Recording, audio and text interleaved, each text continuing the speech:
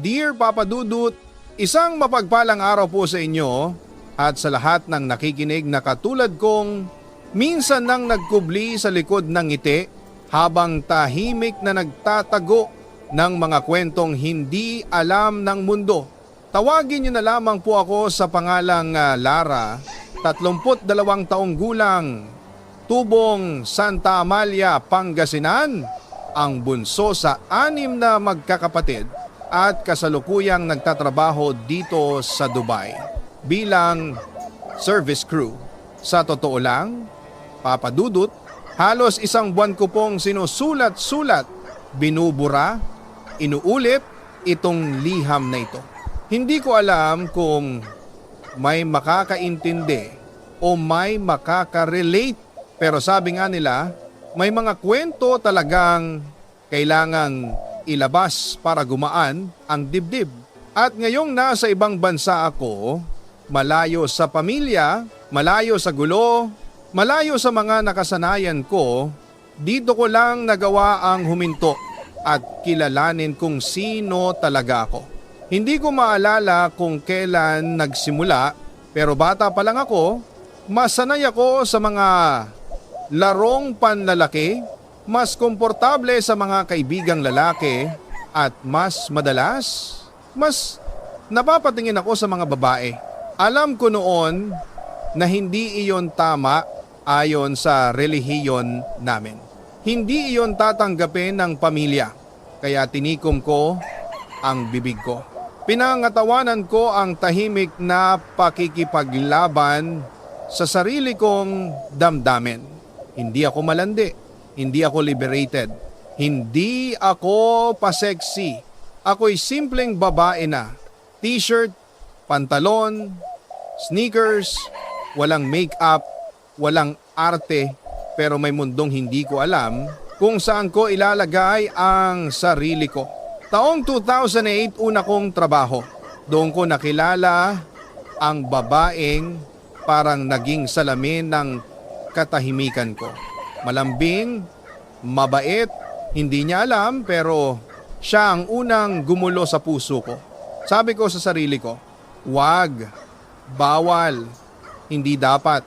Kaya nanahimik ako, naging kaibigan lang, walang aaminan, walang dapat masira. Hanggang isang araw, may boyfriend na siya hanggang nag-asawa. At heto ako, nakangiti sa labas, pero durog ang munting parte sa loob. Pero tiniis ko, tinanggap ko. Dahil wala akong karapatang magalit sa pag-ibig na hindi ko man lang ipinaglaban. Ayoko sa brusko, ayoko sa macho. Ayoko sa lalaking pangporma.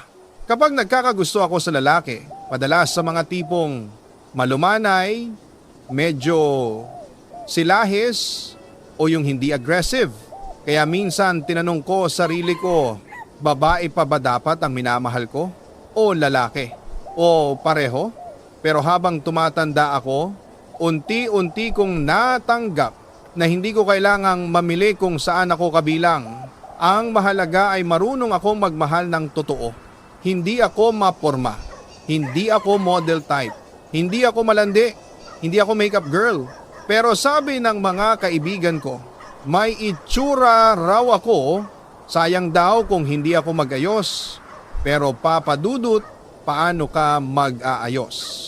Kung araw-araw mong nilalabanan, kung sino ka talaga, kung araw-araw mong tinatago, na mas kinikilig ka sa babae kesa lalaki, kung araw-araw mong iniisip na baka itakwil ka kapag nalaman ng pamilya mo ang totoo.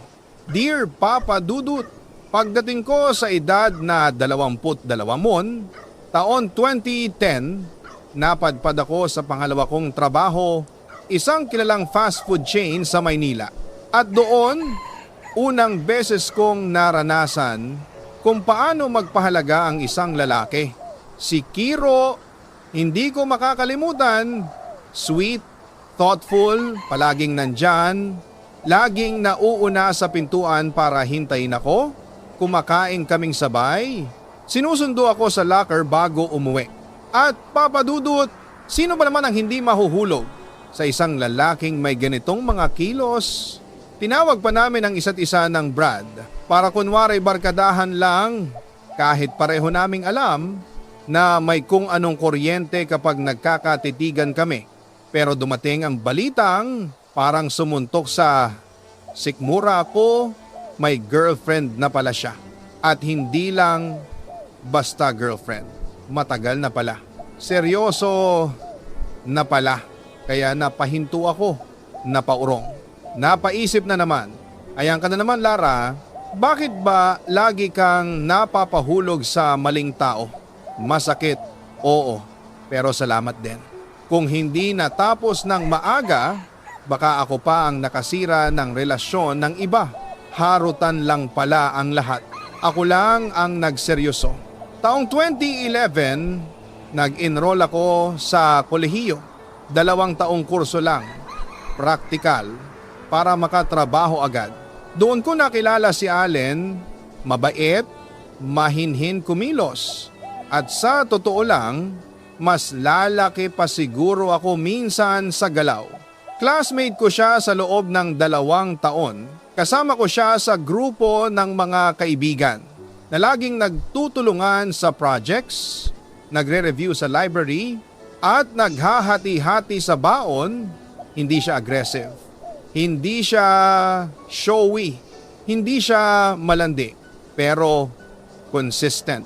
Lagi akong tinetext, laging tumatawag, laging kumukumusta. At sa totoo lang, sa lahat ng lalaki noon, siya ang pinaka-praktikal, pinaka-maamo, pinaka-maasahan. Pero wala kaming label. Ayoko kasing mag-commit dahil pakiramdam ko, hindi ako sapat bilang babae. Hindi ako tulad ng iba. Hindi ako gaya ng hinihingi ng lipunan. Hanggang isang araw, nalaman kong marunong pala siyang maggitara. At nung tinuruan niya ako, doon unti-unting lumambot ang puso kong matagal nang tigas pusong nagtatago ng takot. 3rd semester na namin noon. Nang maging kaklase ko si John, tall, guwapo, maloko at parang magnet ng atensyon. Siya ang tipo ng lalaking alam mong maraming nagkakagusto pero nagawa niyang mag-focus sa akin. Dinala niya ako sa simbahan, sinamahan sa gala, hinawakan ang kamay ko. Habang naglalakad kami papasok ng basilika, Papa Dudut. Kinikilig po talaga ako noon, promise. Pero may problema, malaki, classic, predictable. Babaero siya. Hindi ko man siya sinagot, maigsi lang ang naging panahon ng lambingan namin dahil oo, nakakatawa siya, sweet siya, guwapo siya, pero hindi siya pang long term. Hindi siya pang seryoso, hindi siya pang totoo. Taong 2012, nag-graduate kami. Habang ako ay nag-OJT, nag-absorb, nag-resign, nag-apply, at nakuha sa coffee shop, si Allen naman ay tuloy lang sa pag-message. Pero habang nag-e-enjoy ako sa bagong mundo, new friends, new routines, hindi ko na malayang unti-unti siyang hindi na nagpaparamdam. Siguro napagod na rin siya. Siguro nasawa na rin sa kakahintay ng sagot na hindi ko maibigay-bigay. At doon ko lang na-realize may mga taong mahalaga sa atin pero hindi natin nabibigyan ng pansin hanggang hindi na sila nandyan.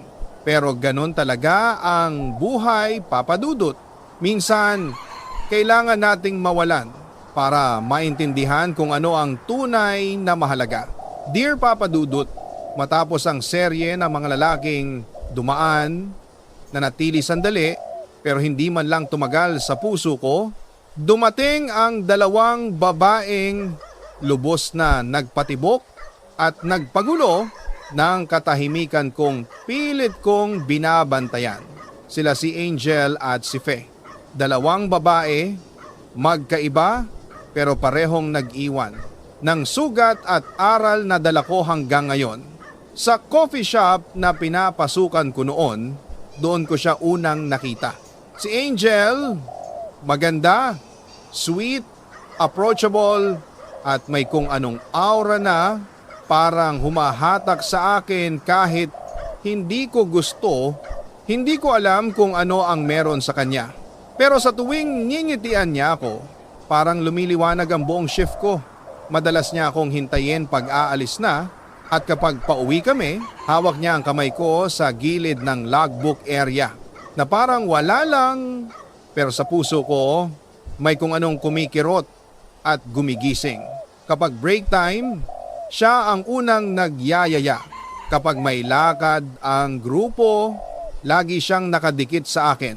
Minsan pa nga, pagkatapos ng duty, hahalik pa siya sa pisngi ko bago umuwi. Papadudot, hindi ako manhid. Hindi rin ako santo. Alam kong may something. Alam kong may tensyon. Alam kong may kakaiba. Pero isang araw, nalaman kong may girlfriend pala siyang tomboy. Matagal na, stable na. At heto ako, isang taong nagpapakatatag na hindi dapat umasa sa taong hindi naman para sa akin. Doon ako unang sobrang nasaktan sa kapwa babae. Akala ko light crush lang, akala ko harmless. Pero nung nalaman kong hindi ako pwede, parang may gumuhong parte sa puso ko. Pagkalipas ng ilang buwan, dumating si Fe, bagong empleyado, maganda, may dating, at halatang may kaya sa buhay.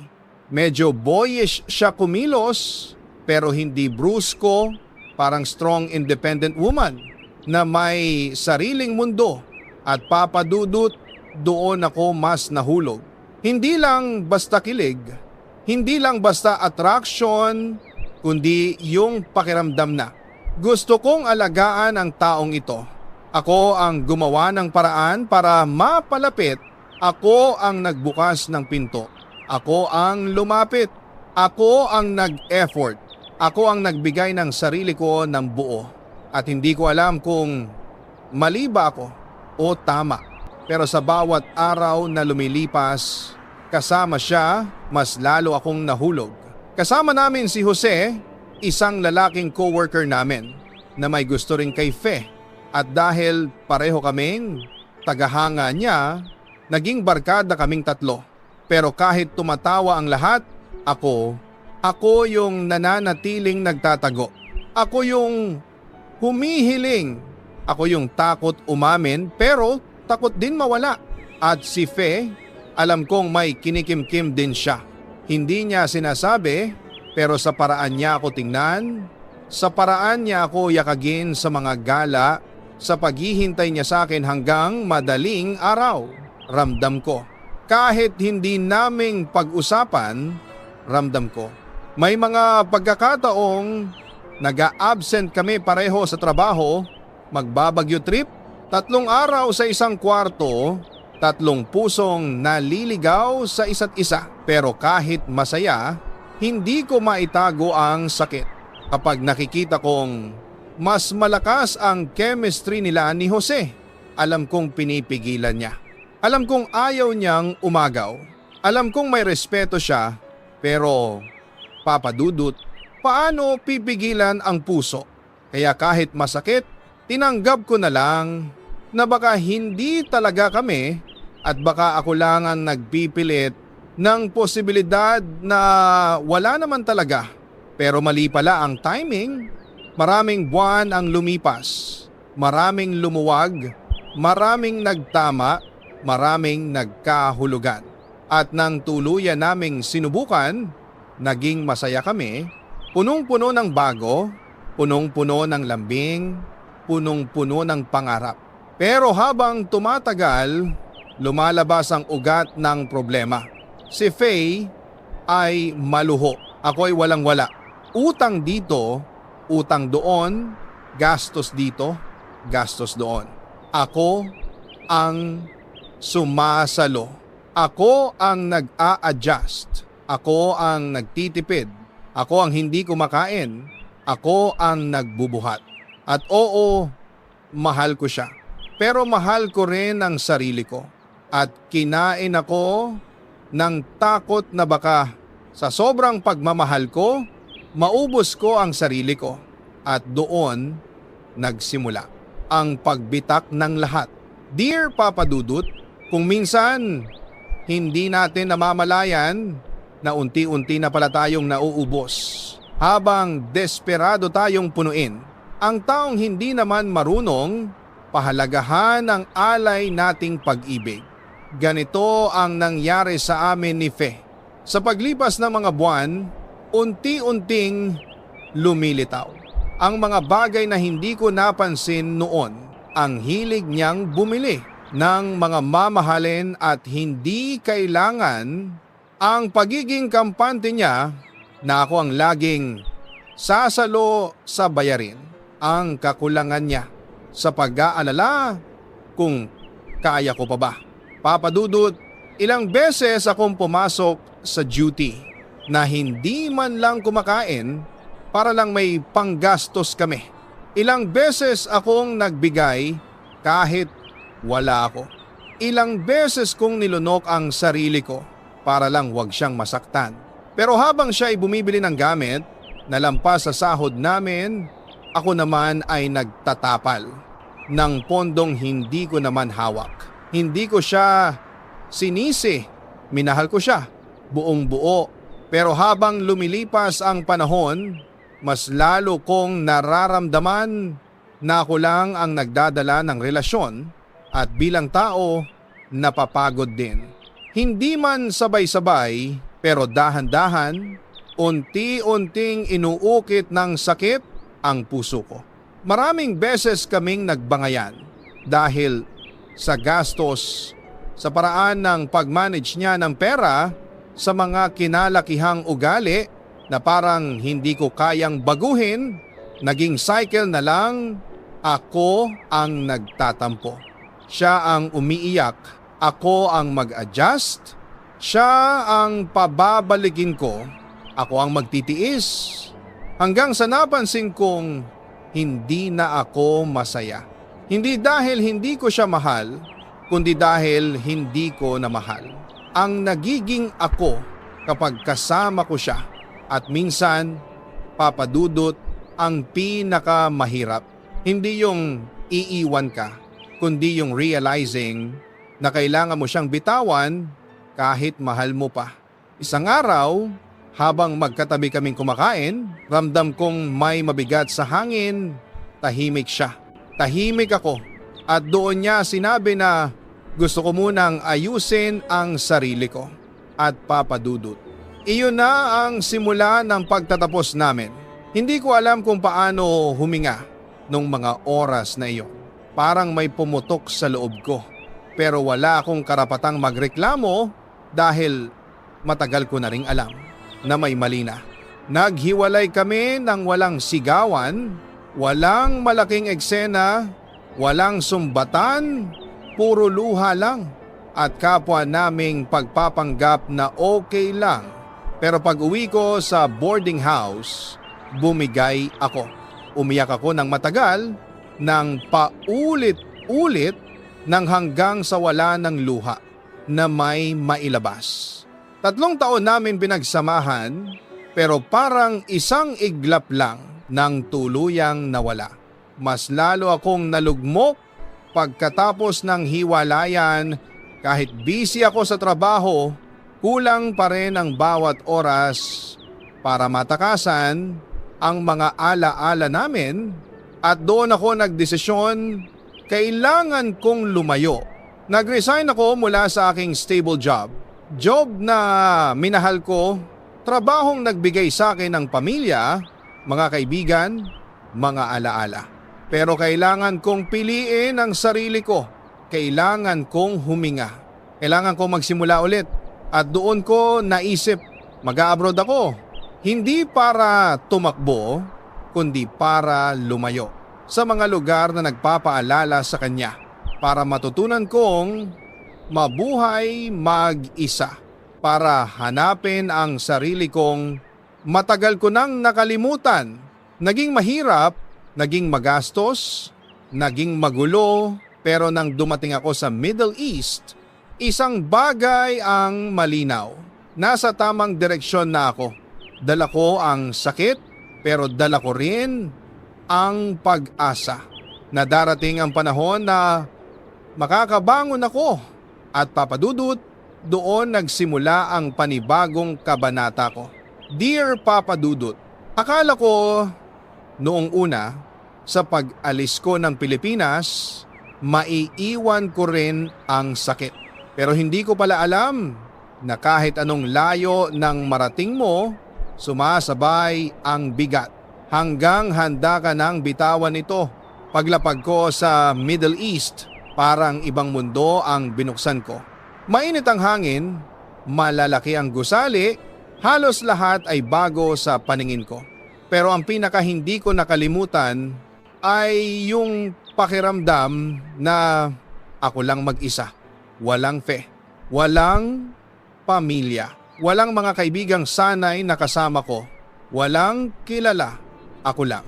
At ang katahimikang matagal kong iniwasan sa dorm. Sa mismong unang gabi ko, na-realize ko. Kaya ko pala kahit ako lang. Pero hindi naging madali, Papa Dudut. May mga gabing umiiyak ako ng tahimik. May mga araw na parang wala akong lakas bumangon. May oras na nagtatampo ako sa Diyos at nagtatanong, bakit ako iniwan? Bakit ako nasaktan? Bakit palaging nauuna ang bigo kaysa sa saya? Pero kahit papaano, unti-unti kong tinanggap. Hindi ko man kontrolado ang lahat, kontrolado ko kung paano ako babangon. Sa trabaho abroad, mas mabigat ang responsibilidad, mas mahigpit ang sistema, mas mataas ang expectations. Pero doon ko nahanap ang isang bagay na hindi ko kailanman nakita sa sarili ko noon, na kaya kong tumayo ng mag-isa, na kaya kong maging matatag, na kaya kong panghawakan ang sarili ko. At habang lumilipas ang buwan, unti-unti ring bumabalik ang mga bahagi ng sarili kong nawala sa mga pagkakamali, sa mga maling relasyon, sa mga taong minahal kong sobra pero hindi ako pinili. Dito ko natutunan na hindi pala masama maging maganda para sa sarili mo. Hindi pala kailangang magpanggap para love ka. Hindi pala masama umayaw kapag ikaw na ang nasasaktan. Hindi pala kailangan ng relasyon para maging buo. Minsan kailangan mo munang mabasag para makita mo kung gaano ka talaga kalakas. Isang taon matapos akong umalis, nag-message si Faye. Hindi ko alam kung bakit pero konting parte ng puso ko ay kumirot pa rin. Kumusta raw ako? Masama raw ang loob niya sa sarili niya. Wala raw siyang permanenteng trabaho at may karelasyon na raw siya. Napangiti ako, Papa Dudut. Hindi dahil hindi na ako masakit, kundi dahil kaya ko nang ngumiti. Kahit kausap ko ang taong minsan ay muntik nang wasakin ako. Hindi ko na siya sinisi. Hindi ko na siya hiningan ng paliwanag. Hindi ko na hinanap ang closure na dati ay akala ko ay kailangan ko. Ngayon ko lang naintindihan. Hindi lahat ng sugat kailangan ng sorry para maghilom. Minsan, panahon lang ang kailangan. Habang nasa abroad ako, mas nakilala ko ang tunay kong mga kaibigan, yung mga tumawag kapag alam nilang down ako, yung mga nagtatabi ng pagkain para sa akin, yung mga nakikinig kahit wala akong sinasabi. Dito ko na-realize, minsan yung hindi mo kadugo, sila pa yung magiging pamilya mo. At higit sa lahat, dito ko nakita ang halaga ng sarili ko, na hindi ko dapat ibaba ang sarili ko para lang mahalin ng iba, na hindi ko dapat ipilit ang sarili ko sa taong hindi naman lumalapit, na hindi ko dapat sukatin ang worth ko sa effort na hindi naman nila binibigay. Natuto akong mag-book ng solo trips, natuto akong umakyat ng bundok, natuto akong kumain mag-isa sa restaurants nang hindi nahihiya. Natuto akong mag-ipon sa paraang hindi ko nagawa noon at natutunan kong pahalagahan ang katahimikan ko, ang peace ko, ang sarili ko. Hindi pala nakakatakot ang mag-isa, Papa Dudut. Nakakatakot lang kung hindi mo kilala ang sarili mo. Dear Papa Dudut, kung minsan hindi pa tapos sa mga kwentong akala natin ay nalimutan na ng panahon. May mga taong babalik, hihila sa atin pabalik sa alaala at magpapaalala kung saan tayo nagkamali at kung saan tayo nagsimulang magmahal. Ganito ang nangyari sa akin, Papa Dudut. At nagsimula ito sa dalawang pangalang matagal nang nakaukit sa puso ko. Si Allen at si Kiel. Habang nasa abroad ako, may isang gabing nag-message si Allen. Simple lang ang tanong niya, kamusta ka na? Pero iba ang dating sa puso ko. Parang binuksan niya ulit ang pintuang matagal ko nang isinara para sa kanya. Naging sunod-sunod ang chat niya tungkol sa trabaho ko, tungkol sa pamilya niya, tungkol sa buhay niya ngayon. At sa bawat mensahe niya, unti-unti kong naramdaman ang dati kong damdamin, yung matagal kong tinakbuhan. Sa totoo lang, Papa Dudut, si Allen ang lalaking pinakamatagal na nanatili sa mga pahina ng buhay ko, hindi bilang karelasyon, kundi bilang isang presensyang hindi ko maalis kahit gaano ko gustong kalimutan. Hindi siya mawawala pero hindi rin siya dumarating. Ang sabi niya, mahal niya pa rin daw ako. Na noong paalis ako ng Pilipinas, umiiyak raw siya. Hindi raw niya alam kung bakit siya nagpakatanga. At hindi niya nasabing wag akong umalis. Pero Papa Dudut, ang tanong ko noon pa, kung mahal mo ako, bakit hindi mo ako pinili noong kailangan kita? Bakit ngayon lang? Kapag malayo na ako, minsan tinatanong ko sa sarili ko, kailan ba siya magiging handa? Pero mas madalas, tanong ko ay, hanggang kailan ako maghihintay? Hindi ko rin inasahan na isang araw muling magpaparamdam si Kiel, ang unang lalaking nagpakita sa akin ng kung ano ang pakiramdam ng mahalin sa tamang paraan. Kumusta raw ako? Ano raw ang buhay ko abroad? At Papa Dudut, inamin niya sa akin na hindi natuloy ang kasal niya. Iniwan daw siya. Nasaktan siya. Nag-ibang bansa para takasan ang sakit. Sabi niya, kung sakaling tayo ang nagkatuluyan noon, baka mas masaya ang kwento ko. Napangiti ako. Hindi dahil sa sinabi niya, kundi dahil sa irony ng buhay. Kung kailan pareho kayong hindi na pwede, saka kayo pareho nagiging tapat. Nag-offer siya ng commitment, pero ang puso ko, Papa Dudut, pagod. At hindi ko alam kung kaya ko ulit magpakatanga para sa taong hindi ko rin sigurado kung mananatili. Sa totoo lang, Papa Dudut, ako man ay nalilito. Si Allen, ang lalaking halos buong buhay ko ay nandyan, pero laging may kulang. Si Kiel, ang lalaking kaya akong pasayahin, pero laging huli ang timing. Sa mga sandaling iyon, tanong ko sa sarili ko, sino ba ang pipiliin ko? At pipiliin ba nila ako sa tamang oras? Pero habang iniisip ko yon, may isa pang tanong na mas importante. Kailangan ba talaga may piliin ako ngayon? Kasi Papa Dudut, sa dami ng pagkakamaling pinagdaanan ko, sa dami ng pusong binuksan ko, sa dami ng sakit na tinanggap ko, baka oras naman na sarili ko ang piliin ko muna. Kapag malayo ka pala, mas malinaw mong nakikita yung mga tao. At doon ko na-realize, si Allen mahal ko pero hindi niya kaya panindigan. Si Kiel nakakapangiti pero hindi nakakasiguro. Ako pagod na masaktan pero handang magmahal ulit sa tamang paraan. Hindi ko sila sinira sa isip ko pero hindi ko rin sila pinilit manatili dahil minsan mas matapang ang taong marunong maghintay ng pag-ibig na hindi kailangan pilitin. Dear Papa Dudut, Kung may isang bahagi ng buhay ko na masasabi kong tunay na nagbago sa direksyon ko, ito ay ang mga buwan na napag-isa ako sa abroad. Malayo sa gulo ng nakaraan, malayo sa ingay ng mga taong nagbabalik-balik sa puso ko at malapit sa sarili kong matagal ko nang iniwan. Doon ko naunawaan, Papa Dudut, ang healing pala hindi binibigay ng ibang tao. Ikaw ang gumagawa noon para sa sarili mo. Dumating ako sa puntong hindi na ako naghihintay ng reply ni Allen.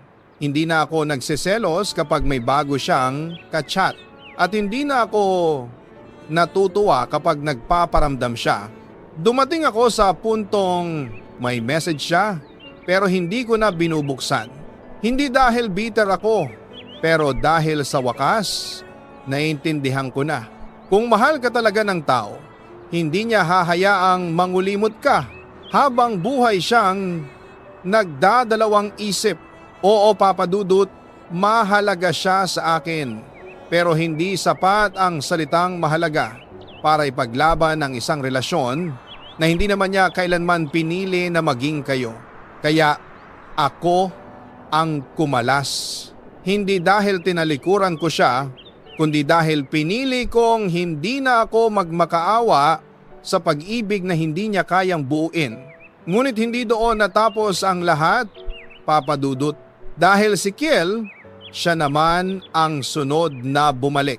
May mga salita siyang dala na kay tagal ko nang gustong marinig na may pagsisisi siya, may panghihinayang, may sana ako na lang ulit. Pero habang kausap ko siya, ramdam kong hindi na ako yung dating Cassandra na madaling bumigay sa matatamis na salita. Naramdaman ko ang bigat sa puso niya. Pero naramdaman ko rin na hindi ako sigurado kung nandun ba ako dahil kailangan niya ng kakampi o dahil tunay niya akong minamahal. Kaya hindi ko siya tinanggihan pero hindi ko rin siya tinanggap.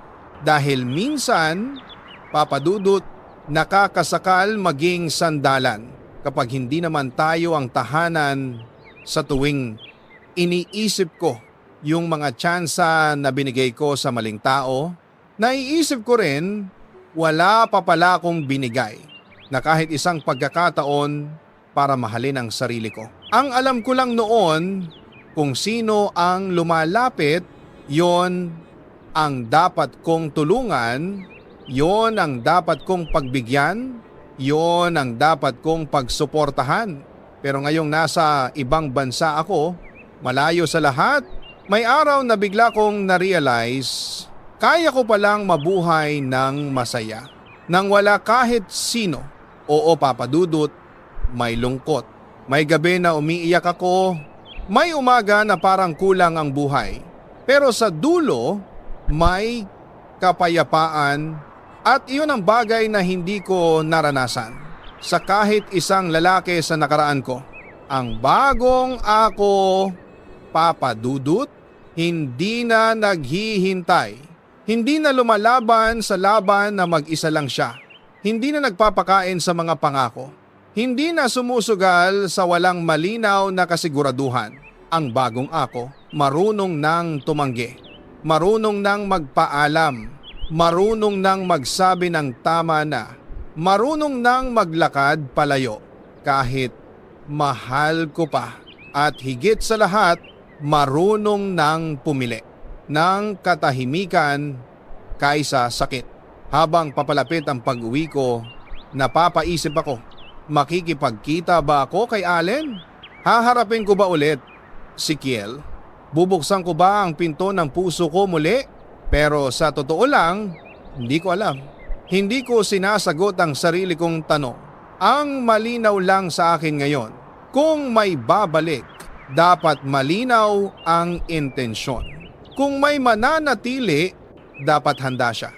At kung may pipiliin, dapat hindi na ako yung laging talo sa huli. Dear Papa Dudut, maraming taon ang lumipas bago ko tuluyang nakilala ang pinakamahalagang tao sa buong buhay ang sarili ko. Sa dami ng pinagdaanan ko, mga relasyong hindi natuloy, mga pangakong hindi tinupad, mga sikreto, sakit, pag-iyak, pagkawala ng tiwala, pagkabuo, pagkawasak, pagbalik, at pag-alis, ngayon ko lang nakita kung gaano ako kalakas. At ngayong nasa huling bahagi na ako ng liham na ito, gusto kong ibahagi ang pinakamahalagang natutunan ko. Hindi lahat ng ending ay tungkol sa pag-ibig sa ibang tao. May mga ending na tungkol sa pag-ibig sa sarili. Malapit na akong umuwi, Papa Dudut. At dati, ang iniisip ko ay kanino ako babalik? Sinong papipiliin ko? Sino ang pipili sa akin? Pero ngayon, iba na ang tanong ko. Anong buhay ang gusto ko para sa sarili ko? Saan ako magiging payapa? Sino ang karapat-dapat sa akin? Hindi dahil kailangan ko sila, kundi dahil pinipili nila ako sa tamang oras? Hindi ko alam kung makikipagkita ako kay Allen. Hindi ko alam kung dapat ko pang kausapin si Kiel. Hindi ko alam kung dapat ko pang buksan ang pinto sa nakaraan.